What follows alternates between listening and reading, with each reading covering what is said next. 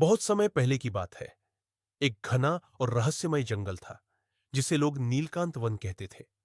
कहा जाता था कि इस जंगल में रात के समय एक दीपक अपने आप जल उठता है। उसकी नीली रोशनी दूर दूर तक दिखाई देती थी, लेकिन कोई भी उस जंगल में जाने की हिम्मत नहीं करता था। लोग मानते थे कि वह दीपक श्रापित है। उसी जंगल के किनारे एक छोटा सा गांव था। वहां रहता था एक गरीब लकड़हारे का बेटा आनंदू। उसका जीवन बहुत सरल था, लेकिन हाल ही में उसकी मां गंभीर रूप से बीमार पड़ गई थी। गांव के वैद्य ने बहुत कोशिश की, पर फिर एक दिन उसने कहा, अगर नीलकांत वन का जीवन दीप मिल जाए तो शायद तुम्हारी मां बच सकती है। यह सुनकर आनंदू डर गया। नीलकांत वन का नाम सुनते ही लोग कांप जाते थे, लेकिन मां की हालत दिन ब दिन बिगड़ रही थी। उस रात आनंदू ने ठान लिया कि चाहे कुछ भी हो, वह जंगल जाएगा। चांदनी रात थी। आनंदू धीरे धीरे जंगल में प्रवेश कर गया। जैसे जैसे वह आगे बढ़ता गया, हवा ठंडी होती गई और पेड़ों से अजीब सी फुसफुसाहट सुनाई देने लगी। तभी उसने दूर एक नीली रोशनी चमकती देखी। वही श्रापित दीपक था। जंगल के बीच एक पुराना टूटा फूटा मंदिर था। उसी के अंदर वह दीपक जल रहा था।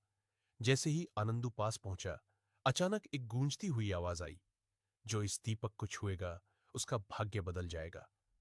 आनंदू का दिल जोर जोर से धड़कने लगा, लेकिन उसने हिम्मत नहीं हारी। तभी दीपक से धुआं उठा और एक साधु की आत्मा प्रकट हुई। साधु ने भारी स्वर में कहा, मैं इस दीपक में श्रापित हूं। मेरा अपराध था कि मैंने अपना ज्ञान कभी किसी से साझा नहीं किया, इसलिए मुझे इस दीपक में बांध दिया गया। आनंदू ने हाथ जोड़कर कहा, महाराज, मैं यह दीपक धन या शक्ति के लिए नहीं चाहता। मैं इसे अपनी मां के जीवन के लिए चाहता हूं।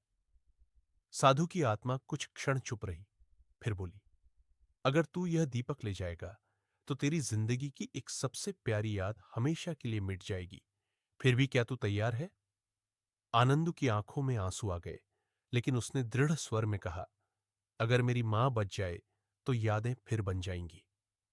यह सुनते ही तेज रोशनी फैली। दीपक का रंग नीले से सुनहरे में बदल गया। साधु की आत्मा मुस्कुराई और बोली, तू निस्वार्थ है, मेरा श्राप टूट गया। आत्मा प्रकाश में विलीन हो गई। अगली सुबह आनंदू अपनी मां के पास दीपक लेकर पहुंचा। दीपक की रोशनी फैलते ही उसकी मां ने धीरे धीरे आंखें खोल दी। आनंदू खुशी से रो पड़ा। उसी पल दीपक की रोशनी धीरे धीरे बुझ गई, जैसे उसने अपना काम पूरा कर लिया हो। और तब यह बात सबको समझ आई कि कभी कभी सच्ची रोशनी दूसरों की जिंदगी बचाने में जलकर खुद बुझ जाती है।